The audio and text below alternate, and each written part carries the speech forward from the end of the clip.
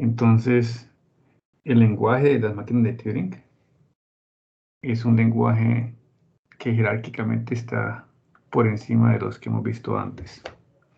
En otras palabras, eso quiere decir que las máquinas de Turing son más potentes computacionalmente. Entonces, los lenguajes recursivos, así se llaman, no tiene nada que ver con la recursión de programación, son los lenguajes para los cuales existe una máquina de Turing que los genera, así como los regulares son para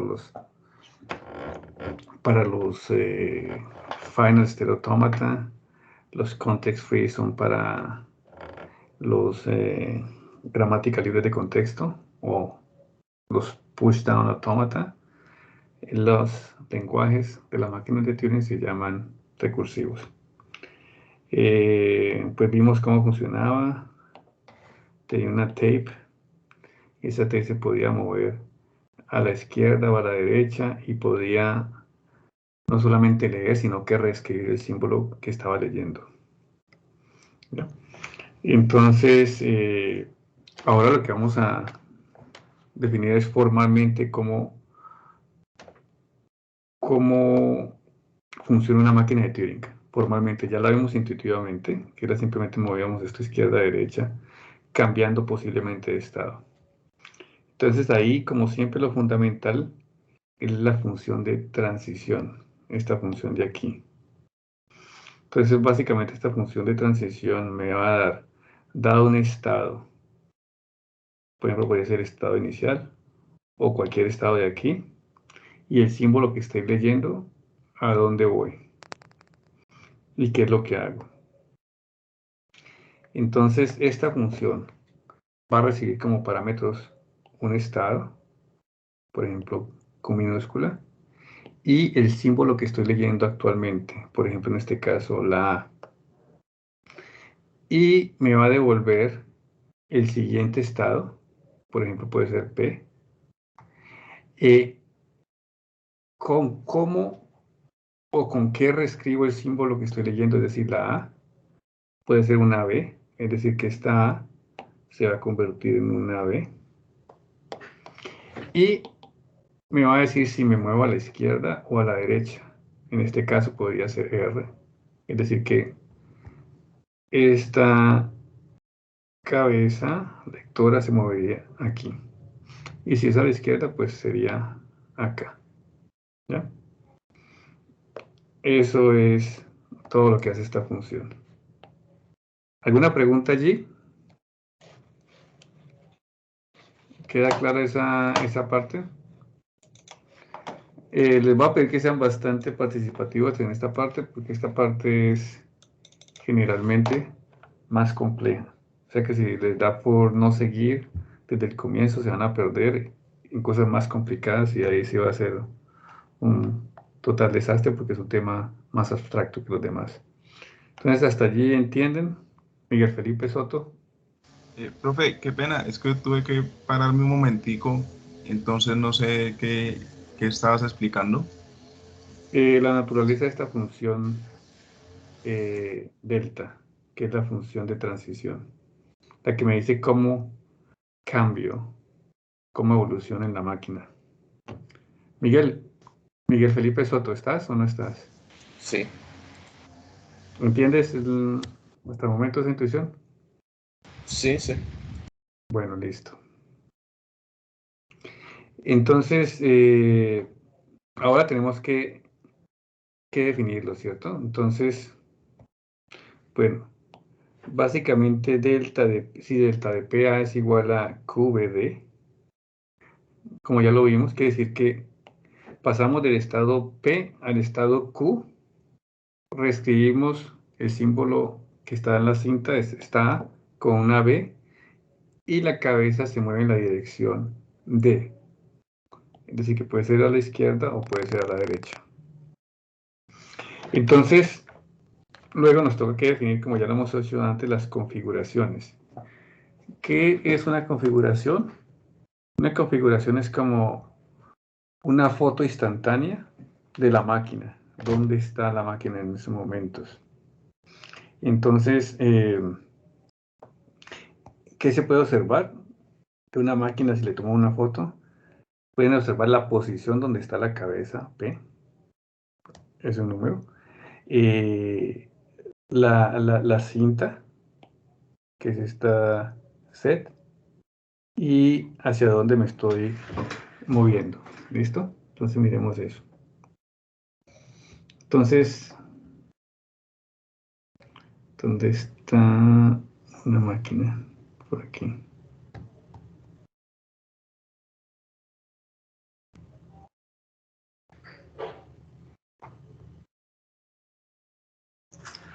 Por ejemplo, si esta máquina está corriendo aquí, le tomamos una foto allí, podemos ver que el estado actual es P, que la cadena actual es pues la que está allí, ya cambiada A, B, A, B, A, y que la cabeza está aquí en la posición 5. ¿Listo? Entonces que observan el estado actual, la cinta y la posición. ¿Queda claro? Eso es la configuración. Tiene que Profe, a como mí no me queda tan claro la posición. la posición es simplemente, mira, 1, 2, 3, 4, 5. Estamos en la posición 5 de la lista. ¿Listo? Ah, ok, ok. Y simplemente lo que va a pasar es que si te mueves a la derecha, la posición va a ser la 6 y si te mueves a la izquierda va a ser la 4. Entonces eso es lo que tiene que hacer la función de transición, cambiar esa configuración. ¿No? ¿No empieza en 0? ¿Cómo? ¿No empieza en 0? Depende, en algunos libros empiezas en 0 y en otros libros empiezas en 1. Por la como es que, bueno, las máquinas de Turing existen en diferentes áreas en computabilidad, pero también en matemáticas. Y en matemáticas generalmente los naturales empiezan en el 1. En ciencias de la computación nosotros los comenzamos en el 0. Entonces, digamos que eso no importa siempre y cuando tengas claro cuál es la posición inicial, si es 1 o es 0. Lo único que tienes que tener en cuenta es que cómo te mueves a la izquierda y cómo te mueves a la derecha. Gracias, Joan, por preguntar. Bueno, entonces volvamos a definir la configuración. Tu, tu, tu, tu, tu. Vamos a ver cómo evoluciona.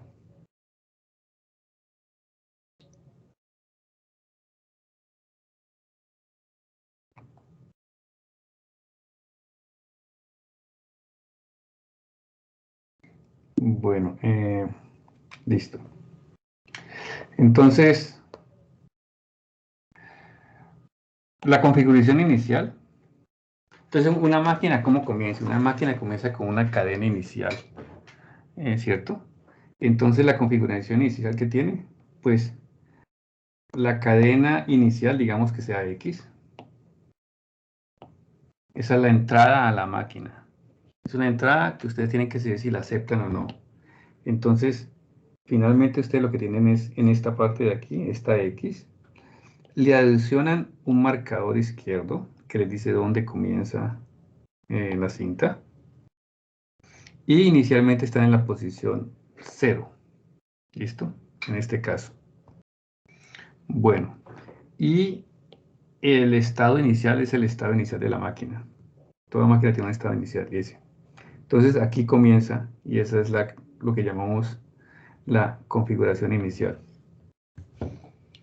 Aquí estaba lo que te decía Joan de los números naturales. ¿Sí ves? Aquí empezamos con el 0, entonces por eso esta posición aquí es 0. Si buscas en un libro de matemática van a empezar generalmente en el 1. Porque digamos que los naturales se usaban para contar y el 0 no servía para contar nada. Bueno, entiende por qué está la configuración inicial, ¿cierto? ¿Alguna pregunta allí? Santiago. No, profe. Bueno, Profe, entonces, ¿sí? el inicio de la cinta siempre indicaría también que estaría en la posición, o sea, el 0, en la posición 0 siempre estaría el inicio de la cinta. o el inicio de la cinta podría estar en una posición diferente a 0. Sí, tú de hecho puedes correr este símbolo, ya te vamos a explicar por qué. ¿Listo? Porque, bueno, eso es una buena pregunta. Recuerda que, eso lo dije anteriormente, pero ya lo he recalcado otra vez aquí. La máquina que tiene los estados, el alfabeto de entrada, o sea, la cadena que recibes, es el sigma, y este es el alfabeto de la cinta, que incluye todos los símbolos de entrada, todos los posibles símbolos de entrada, más unos símbolos especiales, ¿ya? En particular, este y otros que tú necesites. Entonces, uno de esos símbolos especiales es el left end marker, que estamos hablando aquí, y otro es el símbolo blank. Este símbolo, ¿cómo lo traduce la otra vez al español? Blank symbol. Bueno, la verdad, no sé cómo traducir blank symbol, pero ustedes todo lo entienden. Entonces, estos son como los símbolos de espacio vacío, es decir, ahí no hay nada. Estos símbolos pertenecen al alfabeto de la cinta, pero no pueden ser parte del alfabeto de entrada, ¿ya? Entonces, como son símbolos, tú los puedes utilizar en cualquier parte. La única restricción es que al comienzo tenemos esta configuración en la cinta. El comienzo, la cinta y luego una cantidad de blank symbols. Un número infinito porque la cinta es infinita. ¿Eh? La cinta no tiene final hacia la derecha. Bueno, es decir, la máquina de Turing es un computador con una memoria infinita. Si no lo pueden comprar todavía. Bueno, y luego uno define simplemente las transiciones. Es decir, cómo me muevo de una configuración a otra. Y esto ya lo hemos hecho. Entonces, la máquina M en un paso va de una configuración a otra. Ahora la definimos y yo creo que la idea es que ustedes lleguen a esa definición. Entonces, pongan atención. Para eso vamos a necesitar esta función SDNB. ¿Ya? SDNB es básicamente lo que van a utilizar es la posición, enésima posición de Z, lo que haya allí lo reemplazan con una B. Entonces, por ejemplo, S de 4B aplicado a esta cadena infinita, entonces ahí lo que va a pasar es que el cuarto símbolo, 0, 1, 2, 3, 4, es esta A, más bien el quinto porque empezamos desde 0, pero que está en la posición 4, se cambia por una B. Entonces, por eso es que aquí esta aparece ya BC en vez de AC. O sea, hicimos esta sustitución aquí con este. ¿Es claro eso? ¿Todos entendieron qué significa entonces esta función S de NB de Z? Nicole. Nicole Molinares. Molinero, profe. Molinero, perdón. ¿Queda claro eso, Nicole? Sí, profe. ¿Dijiste sí o dijiste no? Es que se interrumpe la conversación. Sí, dije que sí. Bueno, muy bien. Entonces, miren lo que me está diciendo. Me dicen que si estoy en una configuración donde el estado es P, la cadena infinita es Z y la posición es N. Ah, bueno, ¿por qué esta cadena es infinita? Pues porque tiene la cadena la cadena que llevemos hasta el momento, más después del último símbolo va a haber una cantidad infinita de blanks. Entonces, por eso es que la cadena decimos que es infinita. Porque es básicamente la cinta, no son símbolos de la cinta.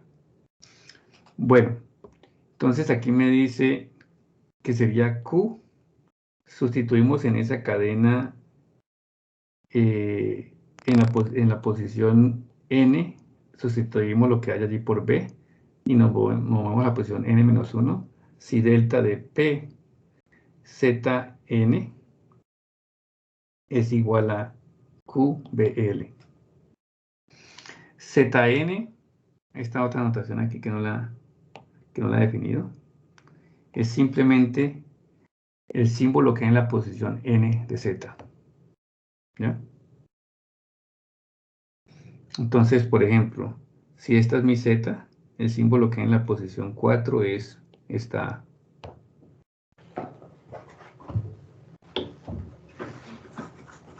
Bueno, entonces yo quiero saber si alguien es capaz de explicarme esto antes de que yo lo explique.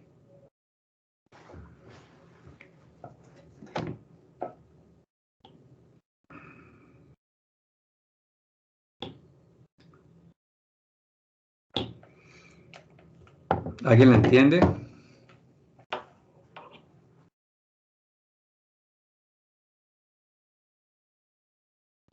Mire que, o sea, lo que necesitan saber para entender esto es qué significa Z sub n, que es el símbolo en la cinta en la posición n. ¿Qué significa esta S de NB? Es reemplazar en la posición n-décima, es decir, en Zn.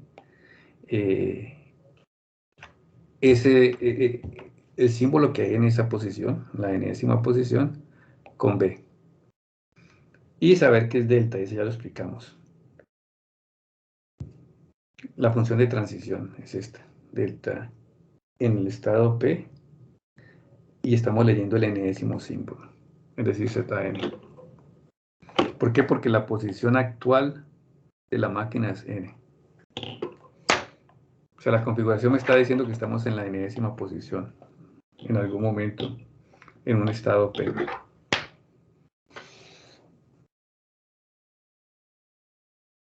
Juan Esteban.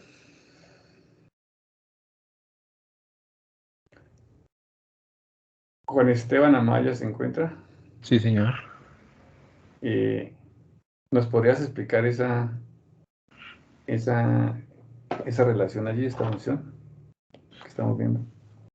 No, profe, la verdad no. O sea, sí entendí lo que explicaste de que de que Z sub n es la posición, si no estoy mal, en la lista, pues, pero Bueno, no de entonces, explicarla no. si les queda más fácil hacerlo así, imaginen que esto es una función en Python. Todos conocen Python, ¿cierto? Sí. Entonces, en Python le va a entrar estos parámetros y me va a volver una tripla parecida a esta, pero me va a volver o esta tripla o esta tripla. ¿Qué es cada elemento de la tripla? Esto es un estado. Esta es una cadena infinita que representa la cinta de la máquina de Turing. Y esta es la posición en esa cinta donde la máquina está. Y la idea es que me vuelva una tripla que me dice el estado donde voy a estar, el cambio que voy a hacer en la cinta y a la posición donde voy a ir. Entonces, en esos términos ustedes podrían escribir esa función en Python casi exactamente como está aquí. O devuelvo esto o devuelvo esto. Es un if, else.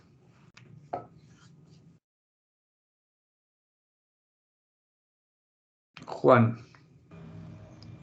Creo que entonces lo que está definiendo ahí es hacia dónde va a ser la transición, si hacia la derecha o hacia la izquierda, dependiendo, y pues, sí, o sea, de dónde se hace el cambio y si se va a hacer hacia la derecha o hacia la izquierda la transición. Exacto, entonces ahí lo dijiste en grosso modo lo que hace. Juan Esteban. No, pues después de lo que dijo el compañero Juan Fernando ya tengo más claro la Entonces, transición. trata de explicarlo. Pégate un respiro, Juan Esteban, y explícanoslo a todos. No, o sea, pues por lo que entendí como lo Sí. explicó con Fernando, es que, o sea, dependiendo la posición, ¿sí? Se va a mover con el -1 hacia la izquierda o con o con el E+1 a la derecha, ¿no es así? Sí, pero aquí están estas condiciones. ¿Qué me están diciendo las condiciones? No, profe, la verdad no sé por qué, no sé a qué se refiere P en este caso.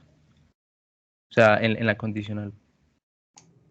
P es el estado, mira lo que te dije aquí. P es el estado donde, el estado donde yo estoy, donde la máquina está. Las máquinas tienen un estado. Ya. Esta es la posición, esta es la configuración actual. Es decir, una configuración es como una foto que le tomas a la máquina de Turing y en esa foto uno puede ver el estado donde la máquina está, puede ver toda la cinta cómo está y puede ver la posición donde está la cadena. Eso es lo que tú observas en una foto. O sea, si tú pones a correr una foto con el video, tú le tomas una foto y miras esa foto, ahí vas a poder ver el estado, vas a poder ver la cadena cómo está y vas a poder ver la posición en la cadena donde estás.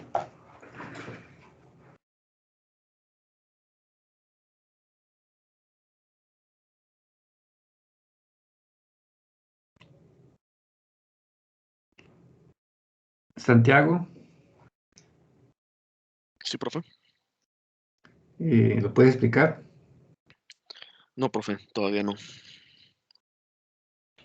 Pero Bueno, entonces, sí, o sea, si yo tengo, ujú.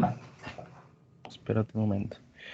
Entonces, si lo que tengo es L, que es en el condicional, entonces me muevo N-1 posiciones. Sí, L significa left. Sí, que es izquierda, sí.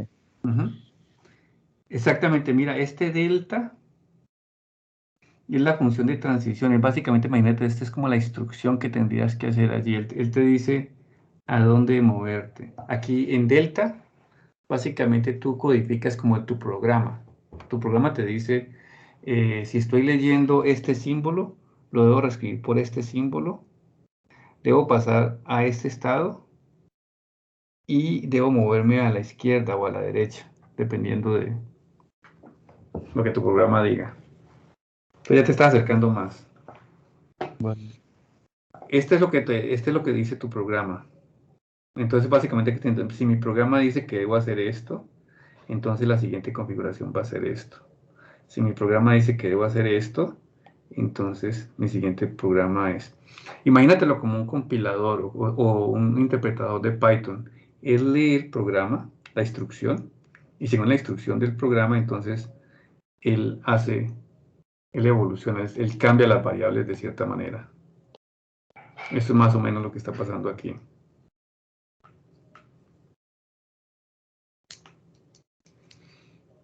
Nadie se arriesga. Natalia. No, profe.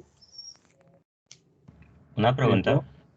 Sí, Joan. O sea, esa configuración, o sea, es que la configuración M, eh, o sea, tiene dos posibles movimientos. ¿Son los dos al mismo Sí. tiempo o es como ejemplo que pueden ser cualquiera de los dos? No, imagínatelo en Python, ¿qué pasaría? Porque como esto es una función, esto no puede ser esto y esto a la vez, porque L y Sí, R son diferentes. Entonces es, o haces esto, o haces esto. eso es Es lo como un que... condicional. ¿Cómo? Sí, si lo quieres, ponle aquí if, else, if. Sí, es que yo lo miraría así, pero no veo diferencia entre los dos aparte de moverse a la izquierda o a la derecha. O sea, eh, Ujú. es como que si estoy en el estado P, Z y N, puedo ir al estado Q, reemplazar B en la posición N y moverme a la izquierda. O puedo hacer lo mismo pero moverme a la derecha. No Sí. veo como diferencia en o sea, el N es o sea, si el input es exactamente igual, tienes dos posibles outputs y el Ujú. input es el mismo. ¿cómo puedes diferenciar cuál quieres hacer si lo que te dan es exactamente lo mismo? ¿Es no determinístico? No, pero es que este no es exactamente lo mismo, porque o sea, primero que todo, mira este L, no es lo mismo que este R. ¿Ya? Pero eso no te Y lo dan como input. no, aquí te está diciendo, si lo que me devuelve es algo para ir a la izquierda, y me dice que debo reemplazar el símbolo ZN por B, entonces pasa esto. Si es R, entonces pasa esto. ¿Ya? O sea, estas dos no son las mismas, porque L y R siempre son diferentes. Ahora, si, o sea, la verdad es una cuestión de variables aquí, y ya te lo trato de explicar. Piensa que esta B aquí se te va a instanciar, o sea, esta B se puede instanciar de una manera diferente aquí que acá, si eso es lo que de pronto te tiene confundido. O sea, léelo como más bien como que lo que te retorne esto, si es a la izquierda, pues tomas el B que te dice allí y el Q que te dice allá, y te mueves a la izquierda. Y si no, coges el Q que te da allá y el B que te va allá y te mueves a la derecha. ¿Ya? ¿Johan? Pero, o O sea, sea, eso no quiere decir que, o sea, porque esta cosa de aquí no te puede volver, digamos, mejor dicho, ya sé lo que te incomoda y si yo lo escribo así no cambiaría en nada. Q', B', Q' y B'. Aquí. Ya. ¿Te, te gusta más así? Ese es como el inconveniente que tienes.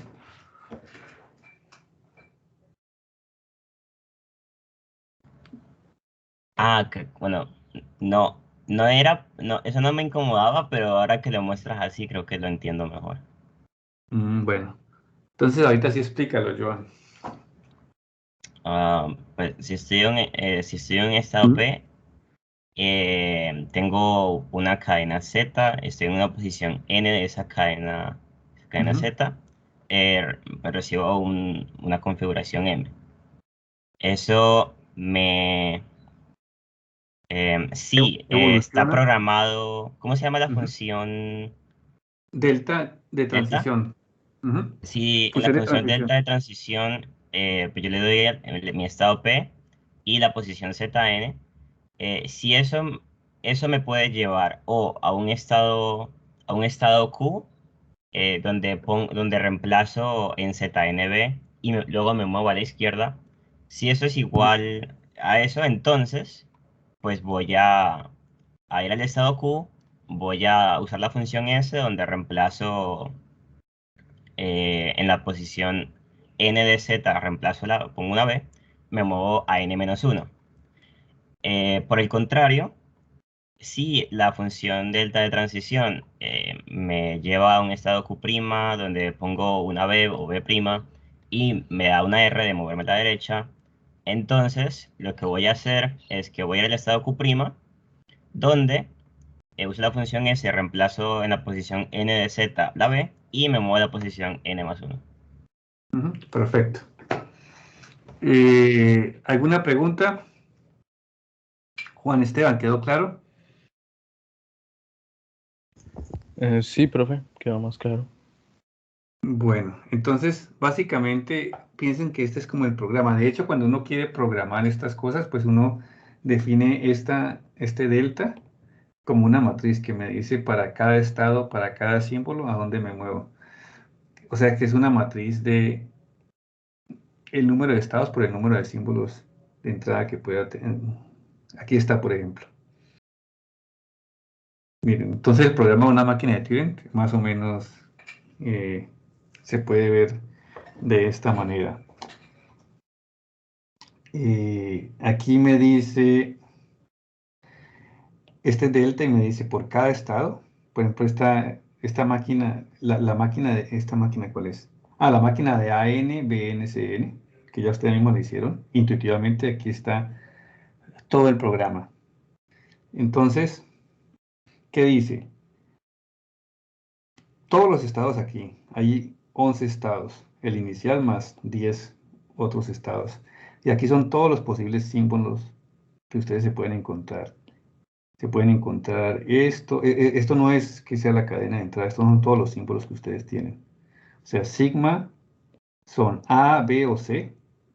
Entonces A, B o C, más los símbolos reservados, los símbolos de cinta, que son el marcador de entrada, el símbolo de blanco y este otro marcador que están utilizando ellos para el programa adicional.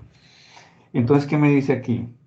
Bueno, si yo estoy en el estado inicial y me encuentro con este símbolo, que es el símbolo inicial, lo que debo hacer es seguir en el estado inicial, reescribo el símbolo con el mismo, es decir, no le hago nada, y me muevo a la derecha. Luego dice, si estoy en el estado inicial S, y bueno, si estoy en el estado inicial S y leo una A, entonces él dice, ¿qué es en el estado inicial?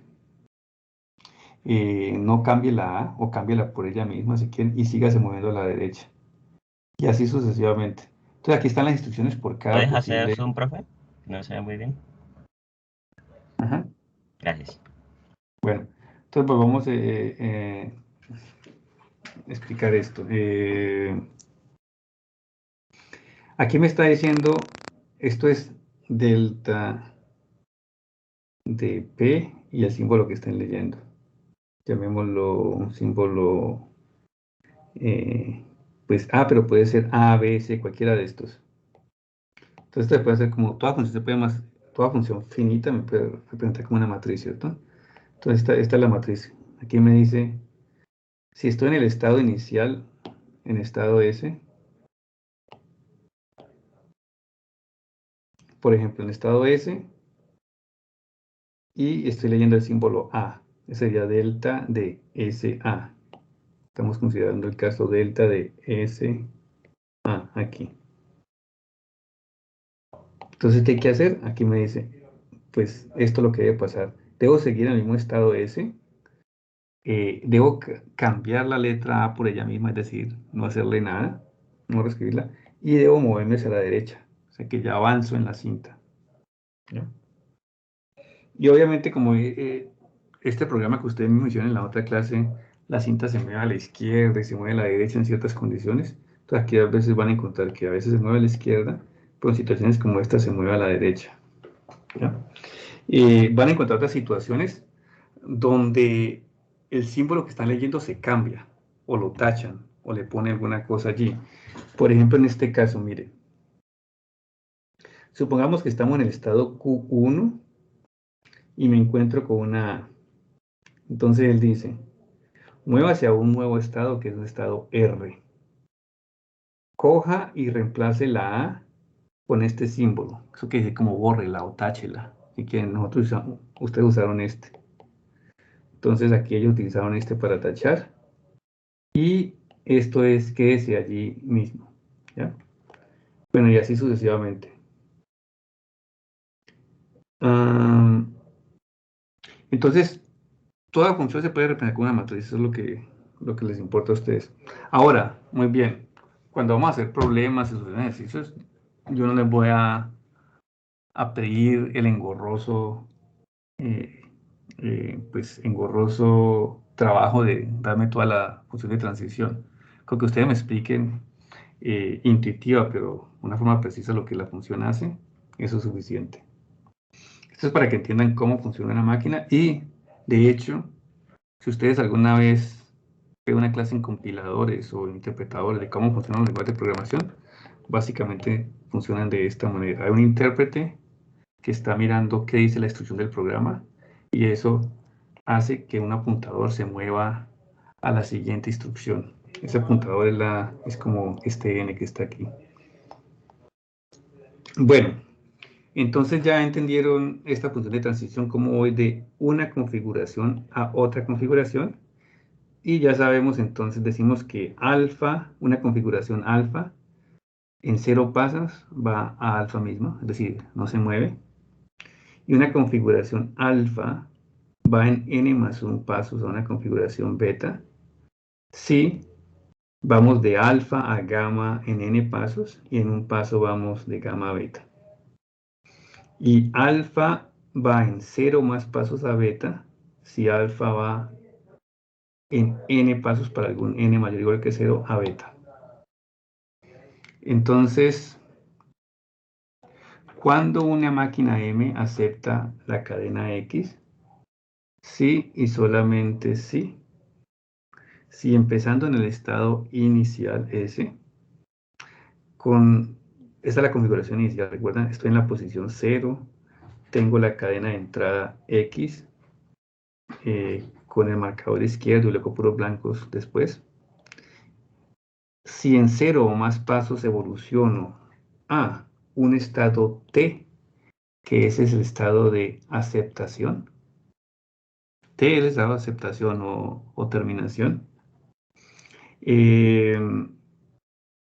la cadena no me importa lo que haya allí porque, o sea, la cinta no me importa lo que haya porque yo la puedo haber reescrito para mi programa. Y terminé en una posición N cualquiera. No me importa dónde termine la cinta. O sea, lo importante para aceptar es que yo entre en un estado de aceptación. A diferencia de otros formalismos, a mí ni siquiera me importa en qué posición termine yo, si leí o no leí toda la cadena. ¿Ya? Ustedes no necesitan leer toda la cadena para aceptarla. Eso es muy importante. En las máquinas, en los otros formalismos sí era importante haber leído toda la cadena, aquí no. ¿Ya? Entonces, ¿cuándo rechaza? Pues cuando empiezan también otra vez en la configuración inicial y entran en un estado de rechazo R. Y en la cinta hay una Y que quedó allí y estamos en una posición N cualquiera.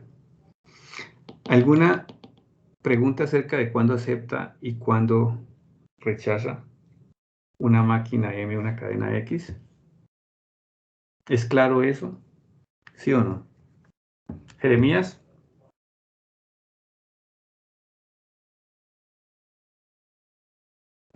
¿Jeremías está?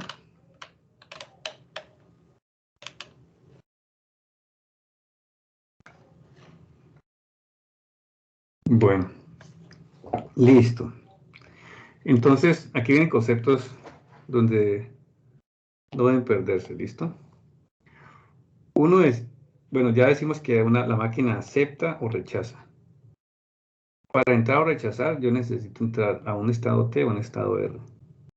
La máquina se dice que se detiene en la cadena X, es decir, the machine holds on input X, si la acepta o la rechaza. Eso quiere decir que pueden haber otros casos. ¿Alguien me puede decir intuitivamente qué más podría pasar? ¿Qué se imaginan que podría pasar? Diferente a terminar en un estado T o un estado R. Que termine en final de la cinta. O No, eso es una... Juan Fernando, no es eso, porque pero es una buena pregunta porque algo que tal vez no dijimos acerca de la función de delta. La función delta no te permite hacer eso. Esta es una de las condiciones. Muy importante. Vimos que era delta de PA, ¿cierto? Delta de PA me dice, si estoy en el estado P y te estoy yendo una A, me voy a Q, reescribo la A con una B y me voy a la izquierda o a la derecha, este sería el D. Para que no pase lo que tú estás diciendo, uno impone una restricción. Si estás en el estado P y el símbolo que estás leyendo es este left marker, o sea, el comienzo de cinta, la única posición posible a la que puedes ir es a la derecha. Es decir, esto siempre va a ser diferente a poner aquí un L. No te puedes, porque te saldrías de la cinta. ¿Sí ves, Juan? Sí, me queda ahí claro. Entonces, esta condición aquí no permite que lo que tú dijiste pase, pero muy buen aporte, gracias. Bueno, aparte de eso, aparte de lo que dijo Juan, ¿qué más podría pasar a ustedes aquí? No sé qué, profesor, ¿qué pasa si tal cosa? Podría pasar el que se quede en un bucle, que nunca acabe. Exactamente, muy bien, Johan. Exactamente, puede ser que nunca llegue ni a T ni a R, simplemente porque imaginen que va a la izquierda, va a la derecha y vuelve a la derecha, regresa a la izquierda, no sé qué, o simplemente entra a un estado o a otro estado y vuelve a ese estado. Bajo muchas condiciones se puede quedar en un ciclo. Entonces, esas son las dos cosas. Uno dice que se detiene si entra en un estado de aceptación o un estado de rechazo. En ese momento la máquina, ¡pum!, para. Ya no me interesa más. Cuando entra este, ya la máquina se detiene allí. Entonces, si la máquina ni acepta ni rechaza, entonces decimos que esa máquina entra en un ciclo o bucle, como le dice Joan, en la entrada X. Ahí vienen dos conceptos importantes. Una máquina de Turing se dice que es total si se detiene en todas sus entradas. It holds on all inputs. ¿Qué quiere decir? Es una máquina que nunca se queda en un ciclo. Entonces, no quiere que todas las acepta, o las rechaza, o las acepta, pero no se queda en un ciclo.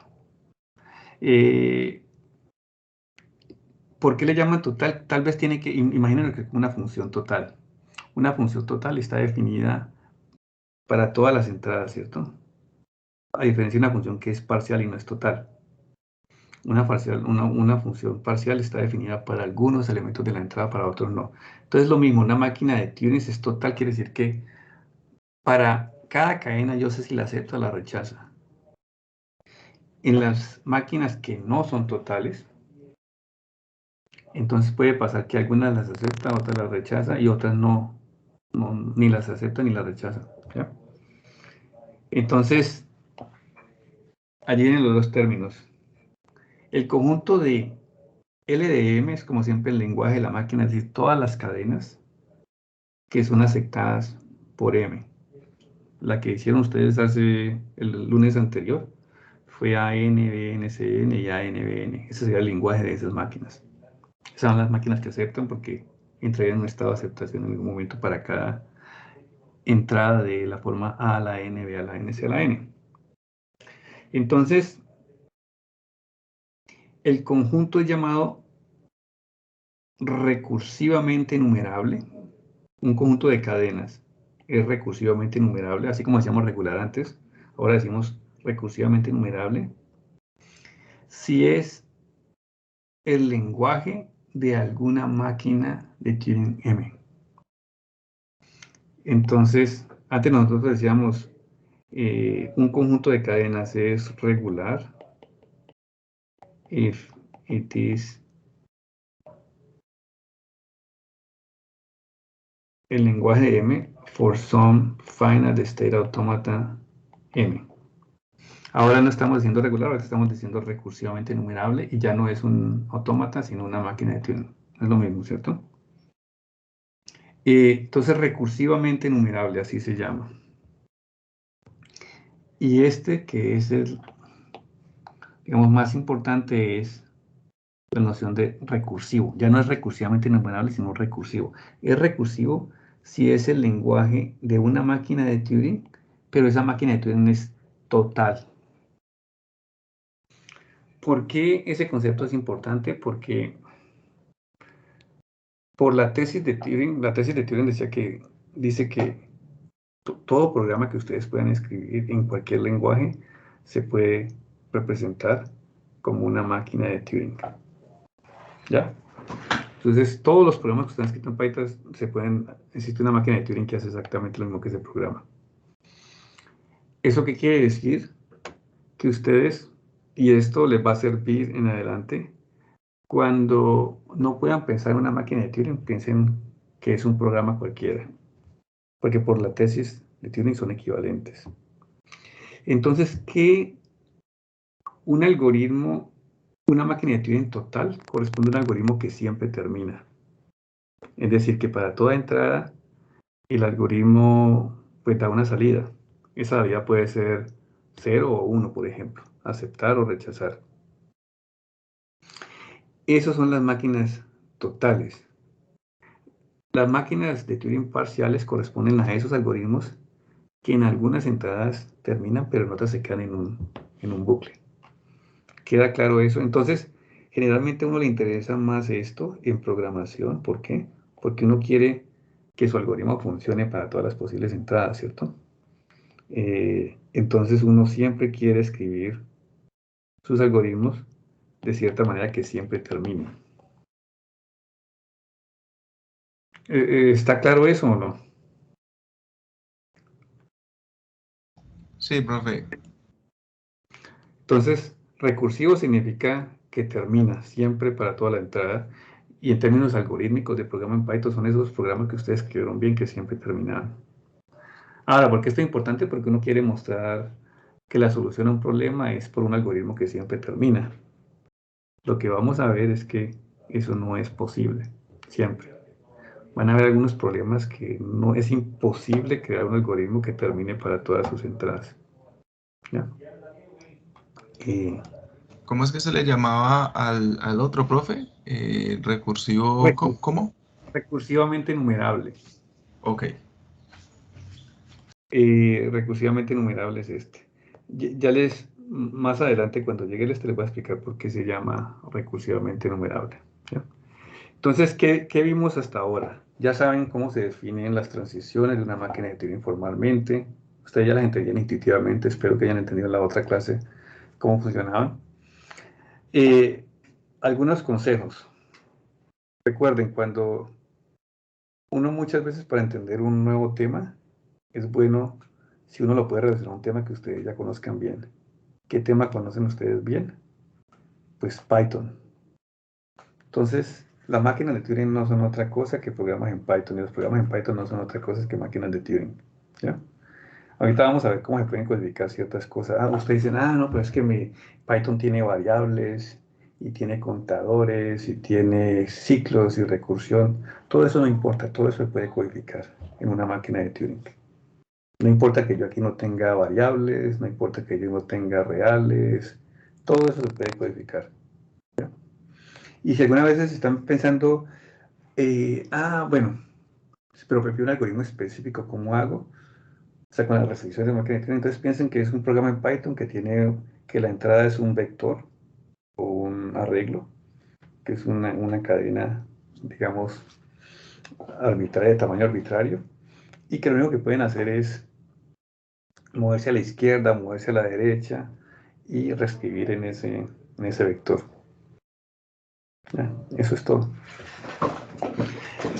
Bueno, entonces, pero uno, ¿por qué usa este formalismo? Pues porque es más sencillo. O sea, es más sencillo para formalizar. De pronto, no para escribir programas. Son dos cosas totalmente diferentes. Pero lo que yo pruebo en una cosa me sirve para el otro. Y esa es la ventaja. Bueno, eso nos lleva a la noción de qué formalismos son equivalentes. Y con eso terminamos el tema ahora. Vamos a ver rápidamente otros formalismos o otros cambios que se pueden hacer en una máquina de Turing y ver por qué no son necesarios. Entonces, por ejemplo, uno se puede preguntar, pero ¿por qué Turing no definió una máquina con varias cintas? Por ejemplo, con 3 cintas infinitas. De pronto, en principio esto debería ser más potente, ¿cierto? Porque tiene más cintas. O sea, así como si un computador le viene con más discos duros. Este tiene 3 discos duros. ¿Ya? Pero intuitivamente, si ya tiene un disco duro infinito, ¿para qué yo voy a necesitar estos dos? ¿Cierto? Ya ahí uno empieza a hacer, pues, la verdad es que no es necesario. Y pues no es necesario porque ustedes pueden codificarlo. ¿Cómo codifican? Cambian el alfabeto. Entonces, ¿Cuál sería la idea? Que en vez de tener estas 3 cintas, tienen una sola cinta esta, pero los símbolos son triplas de símbolos. Es decir, por ejemplo, aquí el símbolo en la primera posición está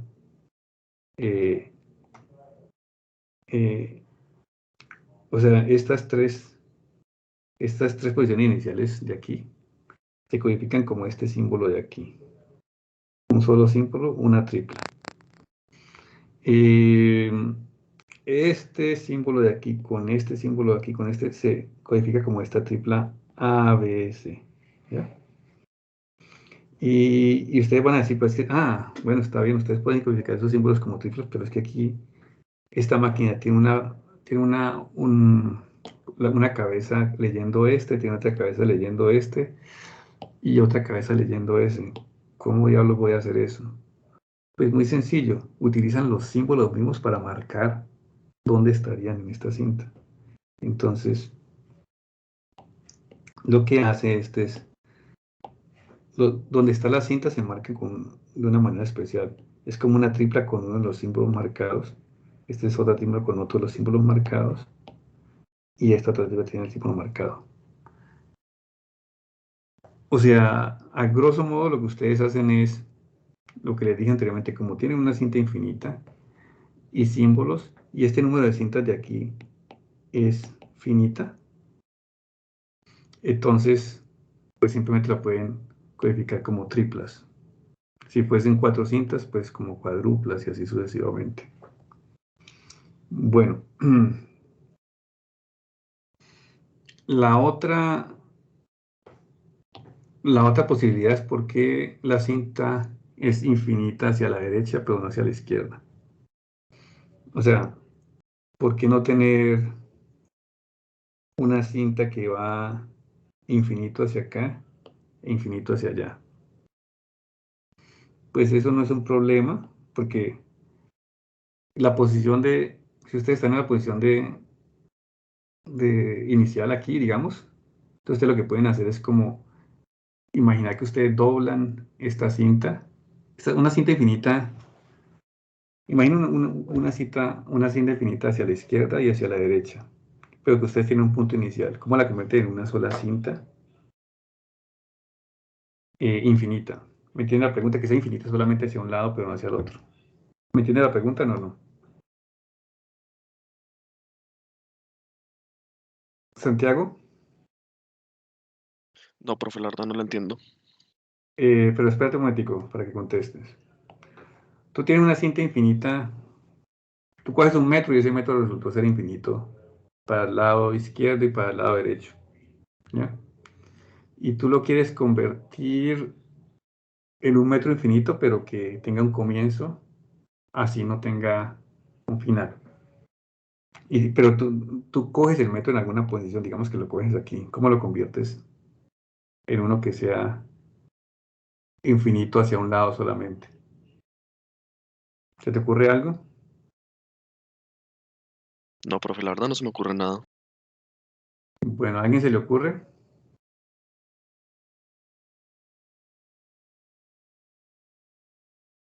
Juan Esteban. No, profe, la verdad no. ¿Puedes repetir otra vez, profe, por favor? ¿Usted qué Profe, ¿ahí me ahorita, escuchas? Qué pena. quién es los Jeremías? Cuéntanos, Sí, ¿qué harías? pues si entendí bien, hay en algún lugar, Ujú, o sea, como puede ser partirla exacto. Ujú. y pegarla lo que quedó, los dos lados que quedaron, Sí, pegarlos así exacto. como en laterales, pues en los lados. Exactamente, exactamente.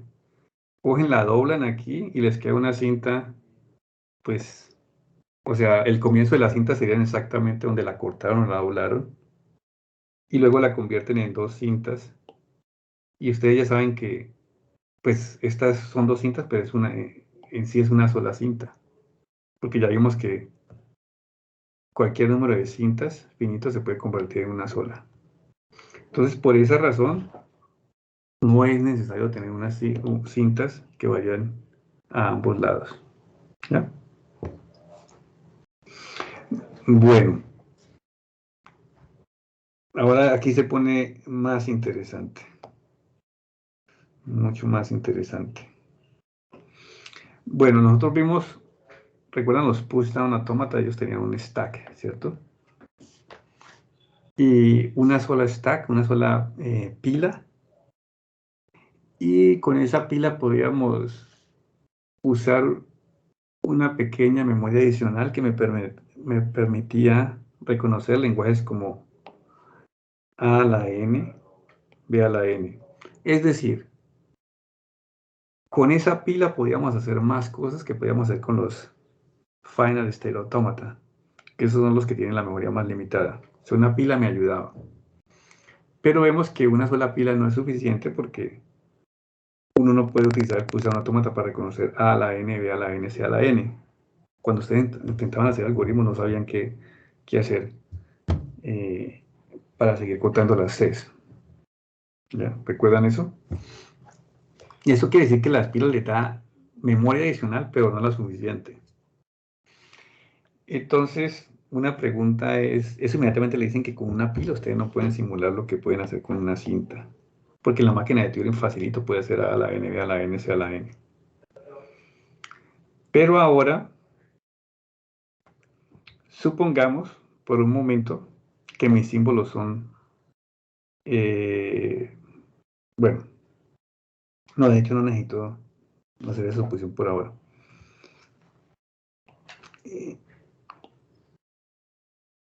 Suponga que tienen dos pilas. Ahora, con dos pilas ustedes pueden simular una cinta de estas. ¿Qué se les ocurre? ¿Qué se puede hacer en esta cinta? En esta cinta uno puede hacer lo siguiente. Estamos en esta posición. Podemos reescribir este símbolo B con una A y moverme a la izquierda. O reescribirlo y moverme a la derecha. Esas son las dos posibilidades que tengo. O sea, reescriben y me muevo aquí. O reescriben y me muevo acá.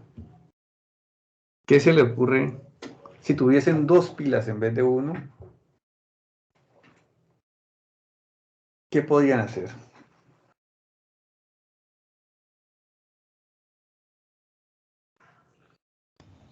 Podría moverme en diferentes sentidos en cada una de las pilas. O sea, digamos, en una me podría mover hacia la izquierda, mientras que en otra me mueva a la derecha.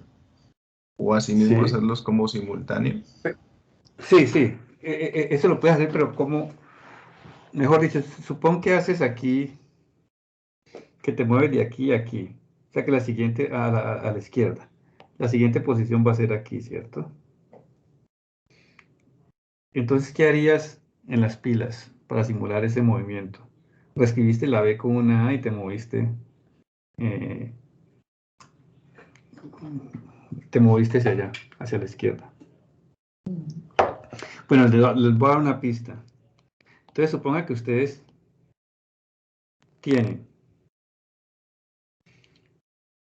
están aquí y dividen la cadena, la cinta en dos pilas. La parte que está a la izquierda y a la derecha de esta pila. Entonces, la parte izquierda tiene esta pila A, B, o sea, toda hasta aquí, hasta esta B. El tope de la pila es esta B.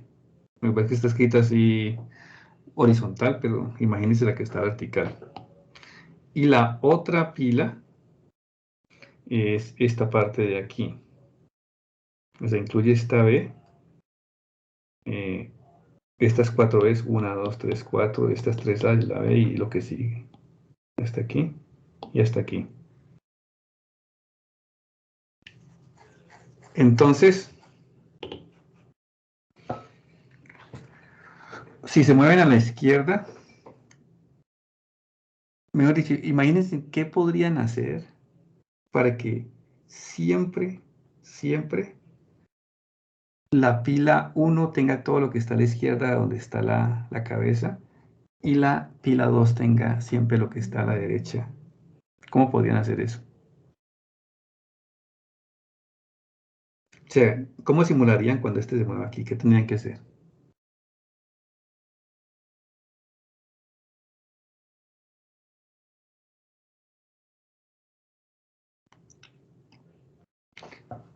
Si ustedes van, por ejemplo, una máquina Una de Turing, pregunta. ¿sí? O sea, al inicio el stack 2 Ujú. tendría todos los elementos y el stack 1 estaría vacío. Muy exactamente, muy bien. Sí, Así es. entonces, Y eso lo puede hacer fácilmente. Ujú. si yo estuviera en digamos, en la cinta, en la primera posición que es la A, y yo Ujú. me muevo a la derecha que a la B, entonces cojo la A y la meto en el stack de la izquierda. Exacto. Y me muevo a la derecha y me la meto en el stack de la izquierda. Y si me quiero mover a la izquierda, tomo el stack de la izquierda y lo pongo en la derecha. Exactamente, eso es. Entonces, para los que no entendieron aquí, supongamos que estamos aquí.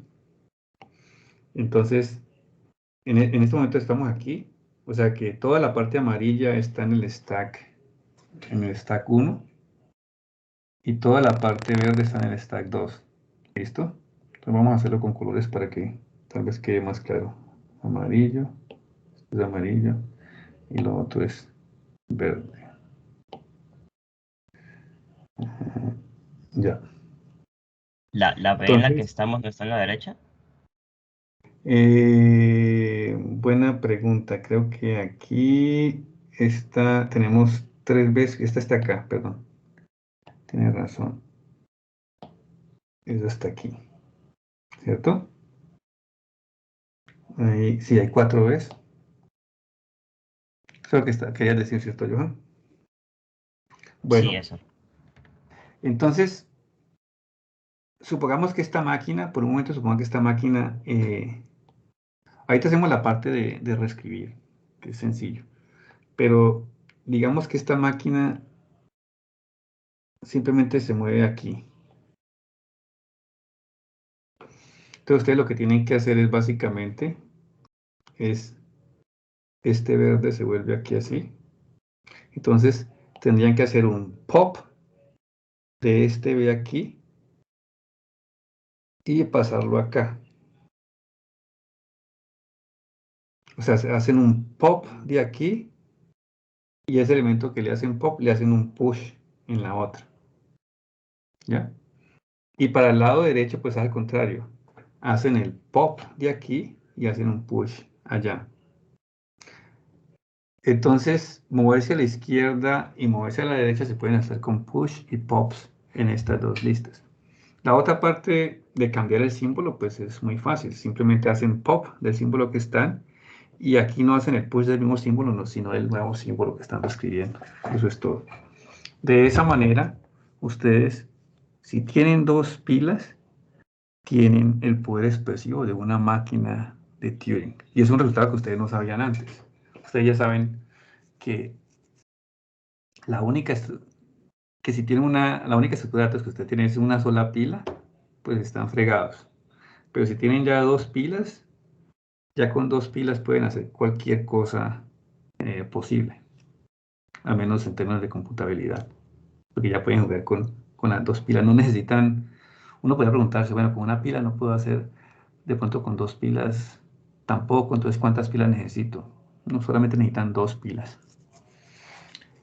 Entonces, ¿quedó claro eso, Jeremías?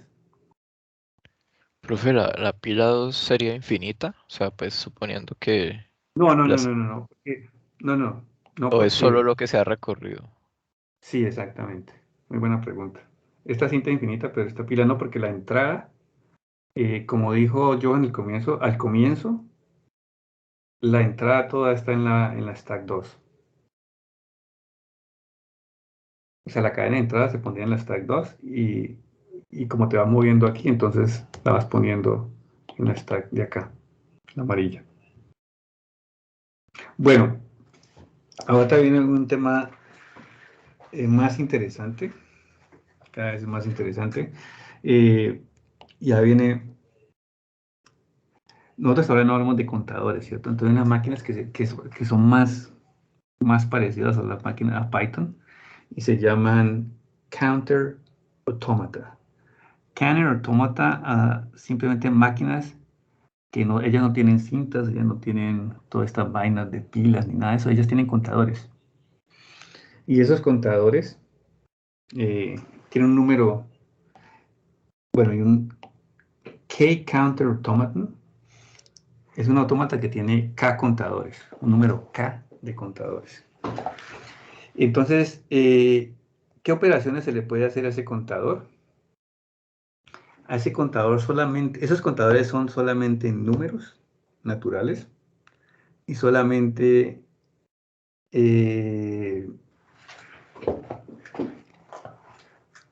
se pueden incrementar en 1, decrementar en 1 y hacer un test si el contador es 0 o no es 0. Entonces, we call it test for 0,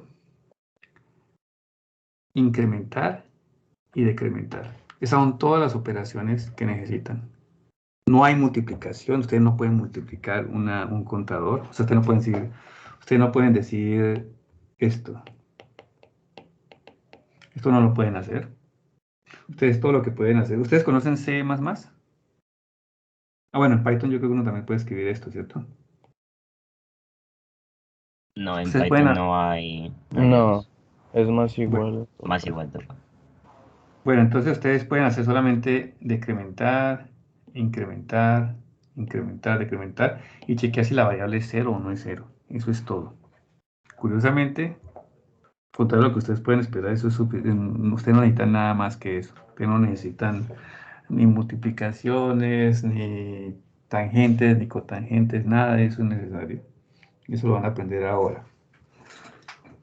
Bueno, para eso, ustedes ya saben que con 2 pilas pueden hacer todo lo que una máquina de Turing puede hacer, es decir, que ya pueden hacer todo lo que cualquier Python puede hacer, 2 pilas.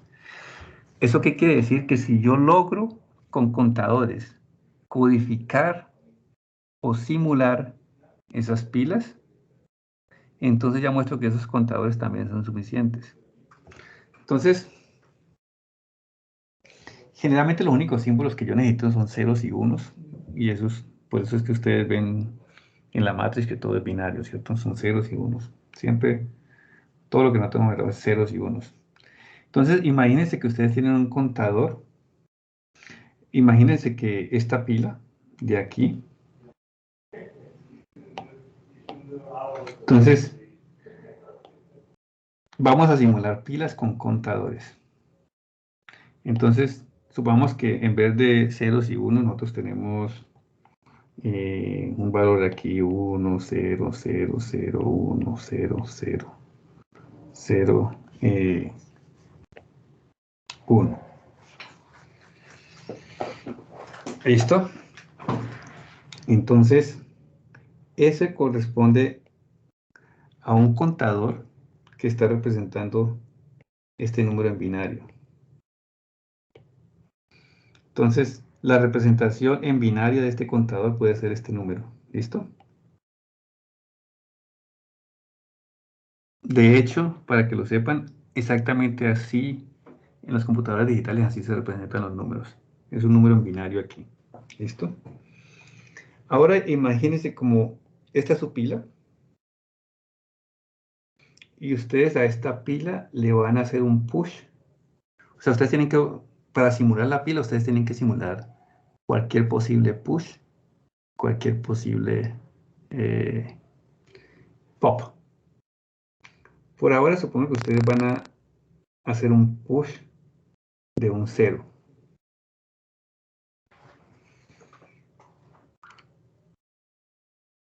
¿Cómo hacen para que este número que estaba aquí ahora se convierta en este número? ¿Qué operación corresponde a eso en binario? Agregarle un 0 aquí a la derecha. ¿Qué es lo que están haciendo? Cuando hacen un push de 0 es como a este le tienen que agregar un 0 a la derecha para que siga representando este número. ¿Entienden eso o no? un corrimiento de bits a la izquierda. Exactamente, y eso corresponde a qué operación en aritmética, Jeremías. Multiplicar por 2, creo. Exactamente, entonces, ¡pum! Lo único que ustedes tienen es cualquier push de un 0 es simple y llanamente una multiplicación del contador por 2. Entonces ya van viendo. Y para hacer un push de un 1, pues la multiplicación por 2 más 1 y ya. Bueno, ¿qué tal si ustedes tienen que hacer un pop, Jeremías, de un 0? ¿Cómo simulan un pop de un 0 de una pila? Si esto teníamos, si teníamos aquí 1, 0, para simular que le vamos a hacer un pop a este un 0, es decir, tenemos que borrar este 0, ¿qué tenemos que hacer, Jeremías? Dividir entre 2. Exactamente, dividir entre 2. Entonces, bueno, entonces ya sabemos que la idea es que tenemos que multiplicar por 2, dividir entre 2 es similar, pero tenemos que multiplicar por 2, pero ojo, nosotros no podemos multiplicar por 2 porque yo les dije que lo único que tenían era contadores y incremento, decremento y test procedure. Ustedes no tienen la multiplicación por 2 y no la necesitan. Entonces la pregunta, esto es una variable cualquiera. Esta variable, el valor que tiene es el número natural que corresponde a este número en binario. Ahí ustedes si quieren lo hacen cuál es, pero no me importa. ¿Cómo hago yo para coger una variable que tiene un valor entero? ¿Cómo hacen? Suman que tengan dos contadores. Un contador I y otro contador J que es auxiliar. ¿Cómo hacen para que I quede multiplicado por 2? A punta de incrementos y decrementos. Utilizando Python. ¿Cómo harían? Pues si el segundo contador es 0, Ujú. sumo el segundo pero solamente puedo testear. ¿Puedo testear que sean iguales? Que No, dos. puedes echar por 0 solamente. Pero puedes hacer cualquier while, puedes hacer cosas de estas. Mira, por ejemplo, eso sí lo puedes hacer. Pero no puedes testear por igualdad, así. Pero pues, ¿cómo hacen? ¿Cómo hacen para multiplicar por 2?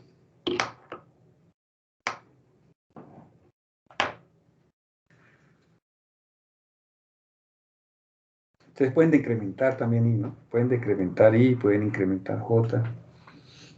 ¿Puedo tener 3 contadores? Sí, no es necesario, pero puedes tener 3 contadores, Es sí. que pues con 2, o sea, porque no sé cómo testear que sean iguales. Se me ocurre si tengo, digamos, IJK y IS que tiene el número. Se me Ajá, ocurre, voy a restarle ahí y voy a sumarle a J y a K hasta ajá, que I sea 0. sí. Y luego voy a sumarle ahí todo lo de J hasta que J sea 0. Y luego voy a sumarle... pero puedo sumarle 2 veces a J. Exactamente, Ya, sí, ok. exactamente. Entonces le resto ahí hasta que sea 0 y le sumo 2 veces a J. Exactamente. Y Y luego le luego, sumo ahí lo que tiene J. exactamente. Muy bien, ya lo hiciste. Es exactamente este programa que está aquí. Entonces, mientras I sea diferente de 0, le restan ahí y incrementan J 2 veces. JJ más y así hacen. Cuando ya I es 0, entonces ahora hacen lo contrario, incrementan J hasta que J sea igual a 0 y siempre incrementan el I. Entonces al final de esto, I va a tener si antes de ejecutar esto I valía N, después de ejecutar esto, I va a valer 2 por N.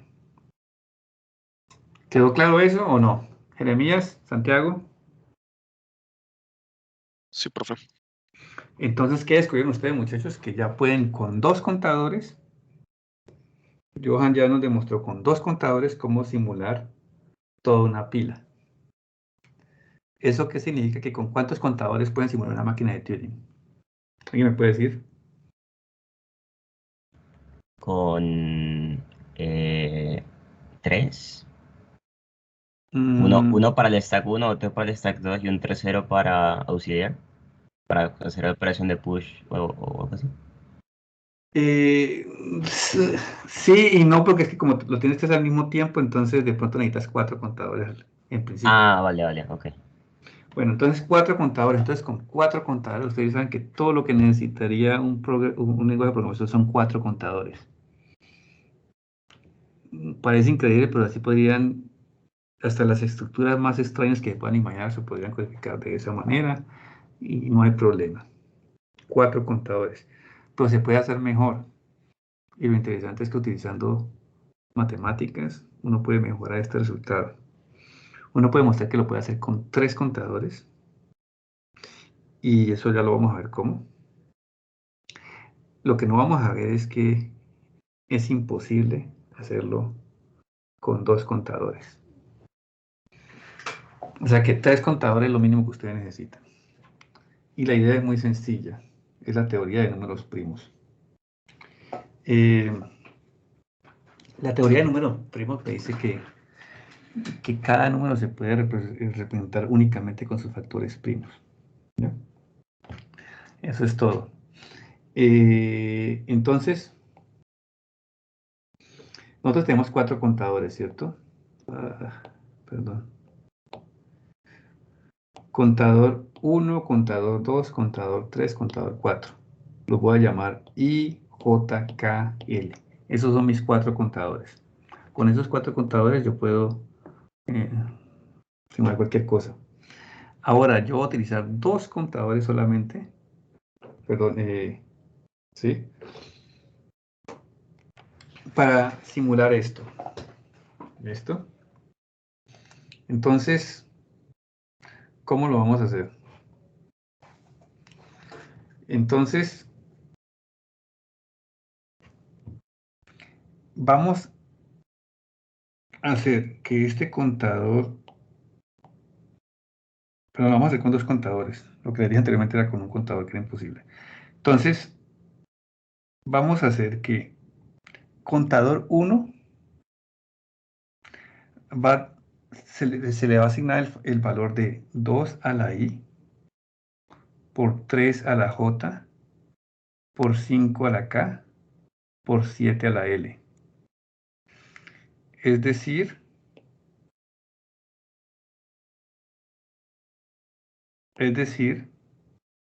que utiliza esta descomposición de números primos. Mire, el 2 es primo, el 3 es primo, el 5 es primo y el 7 es primo. Esta codificación serviría si ponen 4 números primos cualquiera.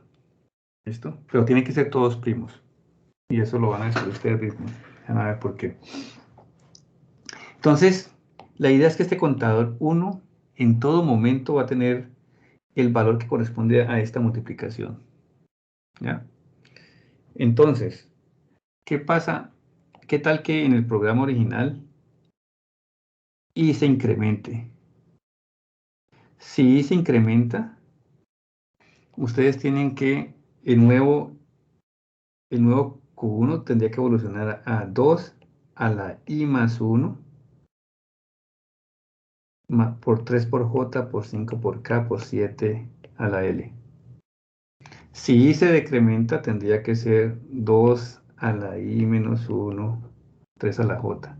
Lo mismo, si es el contador L el que incrementa, entonces este K1 tendría que convertirse en este número. 2 a la I, 3 a la J, 5 a la K, 7 a la L más 1. ¿Ya? Entonces ustedes tienen que asegurar siempre que cualquier incremento en estos contadores o decremento se refleja aquí. Pregunta: ¿cómo simulan entonces el incremento? ¿Qué le tenía que hacer a este contador K1 para simular un incremento en la variable I? ¿Alguna idea?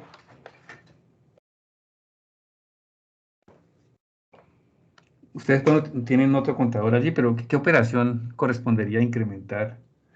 ¿Cómo hacen para que este número les devuelva 2 a la I más 1, 3J, 5K, 7L?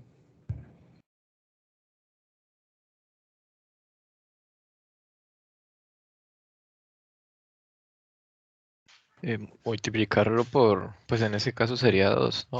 No, Exactamente. sería la base del exponente y Exactamente, la base del exponente i. Entonces te dice, si quieren incrementar el i, entonces multiplican k1, tendría que tomar el valor de 2 por k1, ¿cierto? Incrementarlo. ¿Y cómo hacen eso? Pues ustedes ya saben, para eso tienen otro contador. Hacen lo que Johan hizo, ¿ya? Si quieren incrementar la j, pues multiplican por 3. Si quieren incrementar el k, multiplican por 5. Y si quieren incrementar el L, pues multiplican por 7. Y todo eso se pueden hacer con dos contadores. De la misma manera que Johan hizo la multiplicación por 2, se puede hacer de una manera muy parecida a la multiplicación por 3, por 5 o por 7. Y siguiendo la idea de Jeremías, si necesitan decrementar, digamos, la j, pues en vez de multiplicar por 3, pues dividen por 3. Y eso les correspondería a poner j menos 1 aquí. ¿Entienden eso?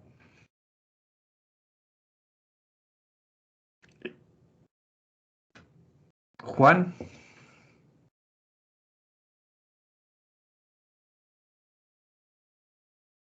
¿Me escuchan o no? Sí, te escuchamos. Y que Juan no conteste, sí, es bien extraño. Bueno, ¿Cuál Juan, profe? a usted. Juan Ah, Fernando. sí, sí, sí, sí, sí, Bueno, sí, sí, ¿tuviste esta entonces sí, calificación? profe. Santiago, Sí, profe. ¿entendiste? Sí, me quedó claro, profe. Bueno, entonces ya ustedes saben que uno puede simular 4 contadores con 2 contadores K1 y K2. Es decir, que ustedes con 2 contadores pueden simular la máquina de Turing. Lo que no lo pueden hacer es con un contador solamente. Pues la prueba sí es, digamos, un poco compleja para mostrarla en este curso. Bueno, y esto es una aplicación interesante de la teoría de números primos. Una pregunta, por qué esto no funcionaría si yo, en vez de números primos, pusiera números arbitrarios cualquiera, como por ejemplo escribiese 2, 2, pongamos aquí bueno, 3, 6, 7, porque eso no, ahí ya, porque ya habría un problema allí.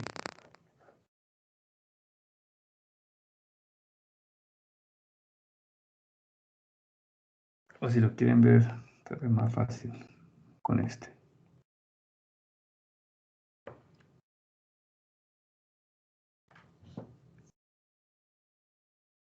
Porque si utilizo eso ya la cosa no funcionaría.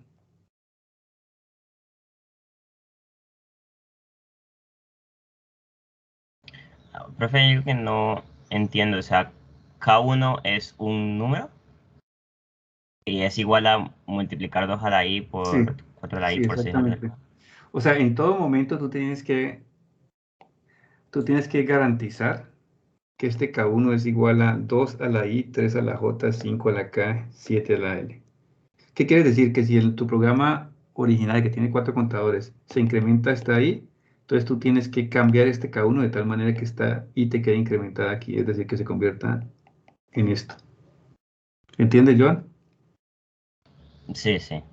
Entonces, ya Jeremías descubrió cómo es. Él dice, si en el programa original se incrementa la i, nosotros simulamos esto como multiplicando a K1 por 2.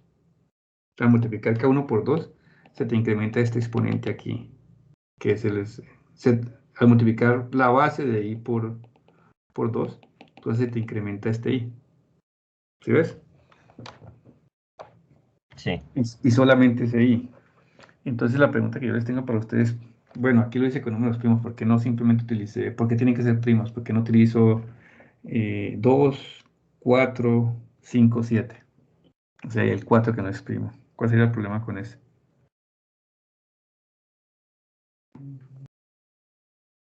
Pues yo diría porque, por ejemplo, hay ciertos 2 a la I que serán igual a ciertos 4 a la J. Por ejemplo, pues 2 a la 4 es mismo que 4 a la 2. Entonces estarías como multiplicando eso. Sería como multiplicar 2 a la 4 por 2. Muy bien, Joan, exactamente ese es el problema. En cambio, cuando utilizan números primos, eso nunca puede pasar, porque ese 3 a la J es diferente de cualquier 2 a la I, ¿cierto? Porque es una descomposición de primos. Profe, Muy ¿puedes bien. explicar otra vez lo que dijo el compañero Joan? Yo prefiero que Joan lo explique. O Joan. sea, por ejemplo, 2 a la 4 es 16. Eso. Entonces, 4 a la 2 es 16 también. Y si tienes 2 a la 4 por 4 a la 2 es lo mismo que 2 a la 5. ujú. Y entonces ahí pierdes como un dato ahí del contador 2. Porque digamos como que se mezcla con el 1.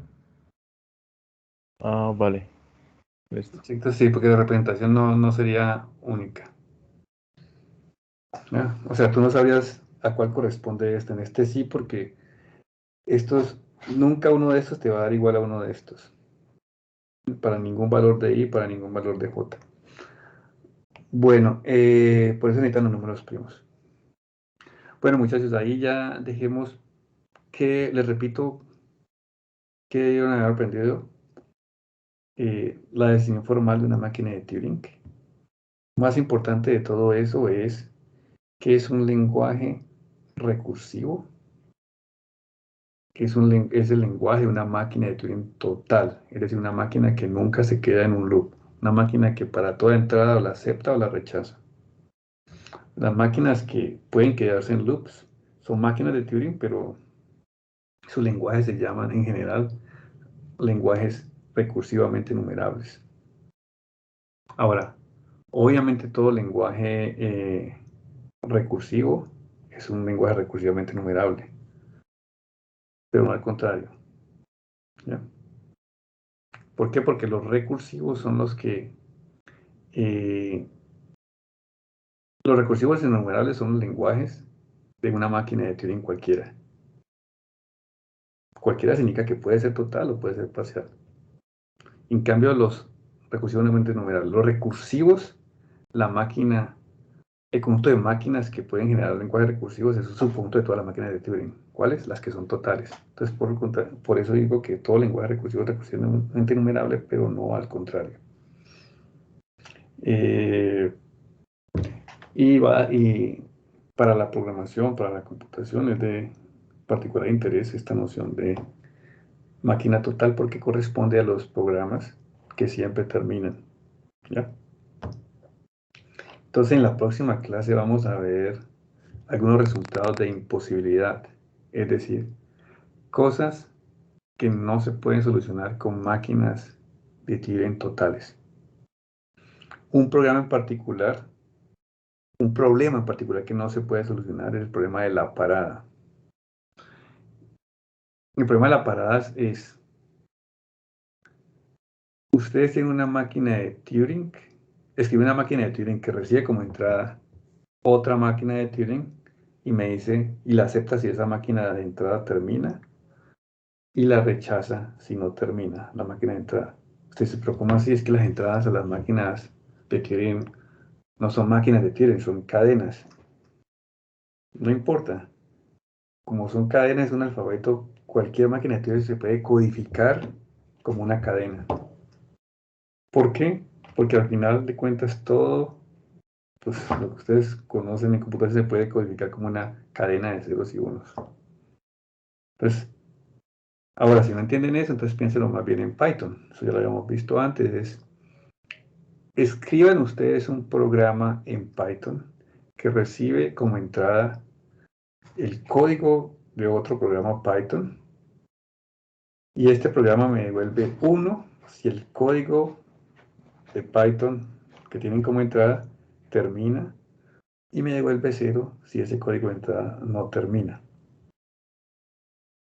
Vamos a mostrar que eso es imposible, que uno nunca puede escribir eso. ¿Por qué no? Pues esto no es la razón, pero al menos les debe generar duda el hecho de que a este programa que ustedes tienen que escribir, en principio le podría entrar el código de él mismo como entrada, ¿cierto? Porque él mismo está escrito en Python. Entonces se genera como una especie de razonamiento circular. ¿Ya? ¿Alguna pregunta?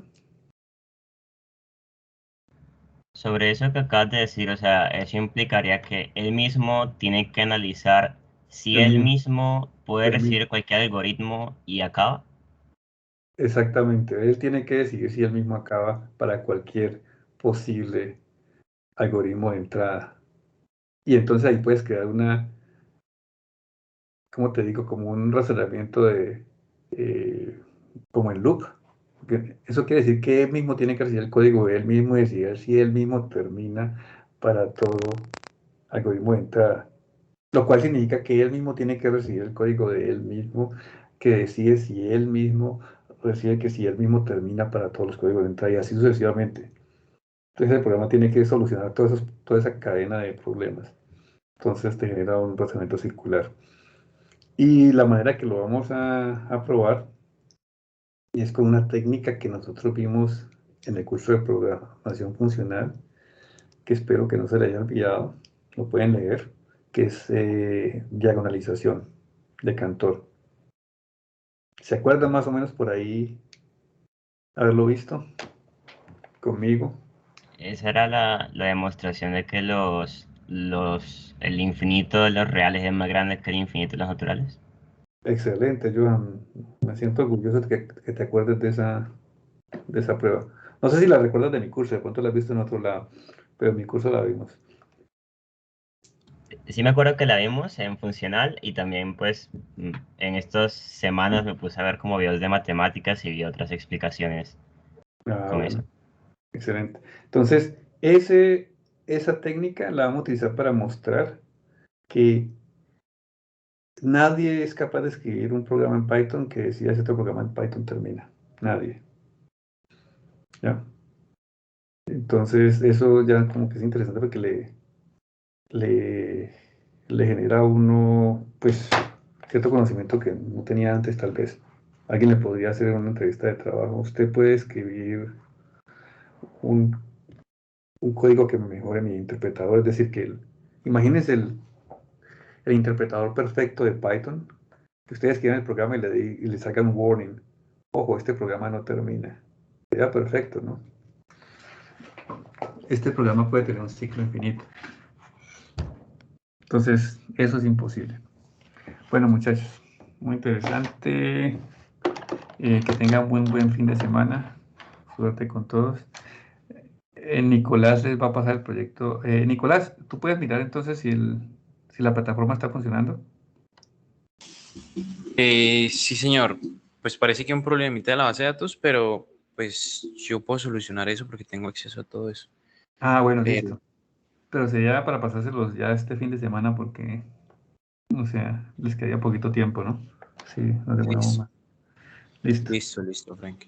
¿Al fin quedan grupos de 2 o de 3? Pueden ser de 3, si quieres, para que sea más rápido. Ok, listo, Frank. Bueno, muchachos, que estén muy bien. Hasta luego, muchachos. Muchísimas gracias, profe. Gracias, profe.